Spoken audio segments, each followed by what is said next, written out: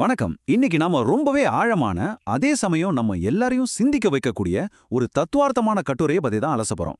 அதிகாரம்னா உண்மையிலே என்ன? ஜனநாயகம் எந்த அடிப்படையில இயங்குது? குறிப்பா இந்த பிம்ப அரசியல் எப்படி திட்டமிட்டு கட்டமைக்கப்படுது? இதையெல்லாம் பத்தி ஒரு விரிவான பார்வையை இந்த கட்டுரை முன்வைக்குது. இது கண்டிப்பா நம்ம சிந்தனையை தூண்டும். வாங்க இந்த தகவல்களை எல்லாம் ரொம்ப தர்க்க ரீதியா சுவாரஸ்யமா பகுப்பாய்வு செய்யலாம். சரி, நேரடியா விஷயத்துக்குள்ள போயிடலாம். இந்த கட்டுரை எழுதினவரு ஆரம்பத்திலேயே ஒரு அதிரடியான சிந்தனை பரிசோதனையை நம்ம முன்னாடி வைக்கிறாரு. கொஞ்சம் யோசிச்சு பாருங்க. தமிழ்நாட்டில் இருக்கிற ஒட்டுமொத்த 8 கோடி மக்களும் ஒன்னா திரண்டு அரசியல் அதிகாரத்தை பார்த்து நீயும் வேண்டாம் உன் அதிகாரமும் வேண்டாம் அப்படின்னு சொன்னா என்ன நடக்கும்? இது கேட்கறதுக்கு ஒரு கற்பனை மாதிரி தெரிஞ்சாலும் இதுக்கு பின்னாடி இருக்கிற அரசியல் மற்றும் பொருளாதார உண்மைகள் நம்மள ஆச்சரியப்பட வைக்கும். இதுக்கு ஒரு கற்பனை சூழலையே அவர் பதிலா தர்றாரு. அதாவது, ஒவ்வொரு குடிமகனும் தன் தலையில இருக்க அரசு கடனை அடைக்க ஆளுக்கு 3 லட்சம் ரூபாய் அரசாங்கத்துக்கிட்ட கட்டினா என்ன ஆகும்? மக்கள் பொருளாதார ரீதியா தற்சார்பு அடைஞ்சிட்டா அரச நம்பி இருக்க வேண்டிய அவசியம் முடிவுக்கு வந்துரும் இல்லையா? அதுக்கப்புறம் அதிகாரம் எங்க இருக்கும் அப்படிங்கிற மாபெரும் கேள்விய இந்த உரை எழுப்புது. இதிலிருந்து நம்ம அடுத்த பகுதிக்கு நகர்வோம். அதிகாரத்தின் அஸ்திவாரம். உண்மையில் இது எதன் மீது நிற்கிறது?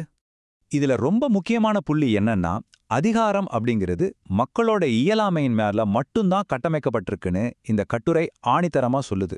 மக்களுக்கு பாதுகாப்பு, கல்வி, அடிப்படை வசதிகள்னு தேவை இருக்கிற வரைக்கும் தான் அதிகாரம் தான் ஆதிக்கத்தை செலுத்த முடியும். மக்கள் சொந்த கால்ல நிக்கும்போது அந்த அதிகாரம் தன்னோட பலத்தை இழந்துடுது. இதையே ஆசிரியர் ரொம்ப அருமையான ஒரு உளவியல் கோணத்துல விவரிக்கிறாரு. ஒரு மனிதன் தான் வாழ்க்கையில சந்திக்கிற முதல் அதிகார மையம் யாரு? அவனோட தந்தை தான். குடும்பத்துல அப்பா சொல்றத நம்ம கேள்வி கேட்காம ஏற்க பழகுறோம். சின்ன வயசுல விதைக்கப்படுற இந்த கீழ்ப்படிதல் தான் பின்னாடி சமூகத்திலையும் அரசாங்கத்தை பார்த்து கேள்வி கேட்காத ஒரு மந்தை மனநிலைக்கே தொடக்கு புரிய அமையுதுன்னு அவர் சுட்டி காட்டுறார். சரி, இப்போ குடும்பத்திலிருந்து கொஞ்சம் வெளியே வந்து சமூகத்தை பார்ப்போம். மந்தை மனநிலை மற்றும் பொருளாதார வலையின் வேர்கள் எங்கே இருக்கு? இது நம்ம இன்றைய கல்வி முறையோட நிஜ முகத்தை ரொம்ப தெளிவா தோலுரித்து காட்டுது. பொதுவா கல்விங்கிறது ஒரு மனிதனை சுதந்திரமா சிந்திக்க வைக்கணும். ஆனா அதிகார மையங்களுக்கு தேவைப்படுவது சிந்தனையாளர்கள் கிடையாது, வெறும் பின்பற்றுவோர்கள் மட்டும்தான். ஆக மனப்பாட கல்வி மூலமா எதையுமே ஏன் அப்படின்னு கேள்வி கேட்காத ஒரு மந்தை கூட்டத்தை தான் இந்த அமைப்பு உருவாக்குது. இந்த மந்தை மனநிலைய அப்படியே மெயின்டைன் பண்ண ஒரு மிகப்பெரிய பொருளாதார வலை விரிக்கப்படுது. ஒரு சராசரி மனிதன் தன்னோட வாழ்நாள்ல சுமார் 40 வருஷங்கள ஒரு ஏந்திர மாதிரி ஓடிக்கிட்டே கழிக்கிறாங்கிறது. அதிகார வர்க்கம் மக்களை எப்பவுமே இந்த பிழைப்புவாத ஓட்டத்திலேயே வைத்திருக்க விரும்புறாங்கங்கிறது தான் நிதர்சனம். இந்த 40 வருட ஓட்டத்தோட இலக்கு தான் என்ன? லட்சக்கணக்கிலையும் கோடிக்கணக்கிலையும் சம்பாதிக்கணுங்கிற இந்த முடிவில்லான ரேஸ்ல மக்களுக்கு சிந்திக்கவோ இல்ல அதிகாரத்தை கேள்வி கேட்கவோ கொஞ்சம் கூட நேரமே இருக்கிறதில்ல. தர்க்கம் செய்ய நேரமில்லாதபடி மக்களை சோர்வடை செய்வதுதான் இந்த அமைப்போட மிகப்பெரிய வெற்றி. இந்த சோர்வடைந்த மக்கள் எப்படி எளிதா கையாளப்படுறாங்க, அத பத்தி தான் அடுத்த பகுதி பேசுது. உணர்ச்சிக்கும் தர்க்க ரீதியான சிந்தனைக்கும் உள்ள போராட்டம்.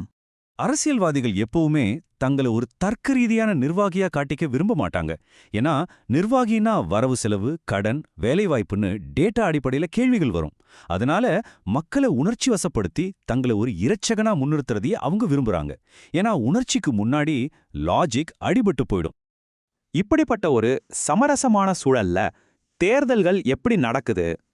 தேர்தல் ஒரு சந்தை அப்படிங்கிற அடுத்த விஷயத்துக்கு வரலாம். இது கொஞ்சம் கசப்பான உண்மைதான், ஆனா நாம யோசித்தே ஆக வேண்டிய விஷயம். மக்கள் பிழைப்புக்காகவே ஓடிக்கிட்டு இருக்கப்போ தேர்தல் அப்படிங்கிறது கொள்கைகளை விவாதிக்கிற இடமா இல்ல. அது 5 வருஷத்துக்கு ஒரு முறை நடக்கிற ஒரு ஏலமா மாறிடுது.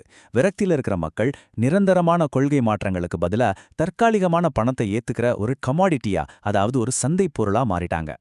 அடுத்தபடியா இந்த நவீன பிம்ப அரசியலோட வீழ்ச்சி பத்தி இந்த கட்டுரை என்ன சொல்லுதுன்னு பாப்போம். இப்போ ரொம்ப சுவாரஸ்யமான ஒரு விஷயத்தை பார்க்க போறோம். அரசியல் தலைவர்கள் தங்களுக்கான பிம்பத்தை எப்படி உருவாக்குறாங்கன்னு கட்டுரை ரொம்ப நடுநிலையா விளக்குது. ஒரு பக்கம் தேசப்பற்றையும் ஏழ்மை பின்னணியும் வச்சு உணர்வுகளை தூண்டுறது, இன்னொரு பக்கம் திரைப்பட படங்களின் மூலமா அநீதிக்கு எதிரான போராளி அப்படிங்கிற பிம்பத்தை உருவாக்குறது. தர்க்க ரீதியான கேள்விகளை தவிர்க்கவே இந்த பிரம்மாண்டமான பிம்பங்கள் பயன்படுது. அரசியல் பிழைப்புவாதம் எப்படி வேலை செய்யுதுன்னு இதுல தெளிவா புரியும். ஒரு புதிய தலைவர் அரசியலுக்கு வரும்போது அவர் ஊழலை எதிர்ப்பதாக கூறினாலும் தேர்தல்ல ஜெயிக்கணுங்கிற அந்த எண்களின் விளையாட்டுக்காக மறுபடியும் ஊழல் பின்னணி கொண்டவங்க கூடவே கூட்டணி வைக்கிறாரு. இது அவங்களோட அரசியல் தூய்மையே கேள்விக்குறியாக்குதுன்னு உரை தர்க்க ரீதியா வாதிடுது. சரி, இதுக்கெல்லாம் தீர்வுதான் என்ன? அதுதான் இந்த அறிவு புரட்சி.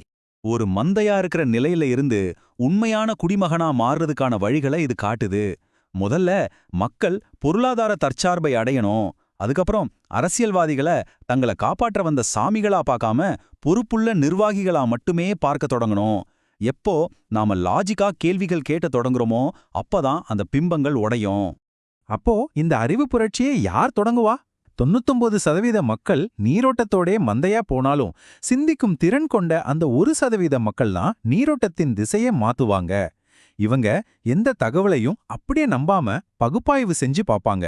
அதிகாலத்தை கேள்வி கேட்கிற தன்னாட்சி பெற்ற தனி மனிதர்களா இவங்க இருப்பாங்க. உண்மையான மாற்றத்தை கொண்டு வர நினைக்கிற ஒரு தலைவனோட வார்த்தைகள் எப்படி இருக்கணும் தெரியுமா? மக்களே, உங்களை என் ரசிகர்களா வச்சிருக்க நான் விரும்பல, உங்களை சிந்திக்கிற மனிதர்களா மாத்தவே விரும்புறேன் அப்படிங்கிறது தான். கொஞ்சம் ரிஸ்கான விஷயம்தான், ஆனா இதுதான் ஒரு உண்மையால தலைவனுக்கான அடையாளம். இறுதியா ரொம்பவும் ஆழமான இந்த கேள்வியோட இன்னைக்கு நம்ம பகுப்பாய்வை நிறைவு செய்யலாம். உணர்ச்சி, பிம்பங்கள், அப்புறம் இந்த கடன்கள், இதையெல்லாம் தாண்டி ஒரு சாதாரண குடிமகன் தன்னோட சுயசிந்தனையால விழிப்படைந்து என்னைக்காவது அதிகாரத்தை கேள்வி கேட்பானா? அன்னைக்கு தான் உண்மையான ஜனநாயகம் மலரும். இந்த ஒரு பவர்ஃபுல்லான சிந்தனையோட உங்களை விட்டு செல்றேன். கண்டிப்பா இந்த உரை உங்களுக்கு பயனுள்ளதா இருந்திருக்கும்னு நம்புறேன். மீண்டும் இதே மாதிரி ஒரு சுவாரஸ்யமான விளக்கத்துல சந்திப்போம்.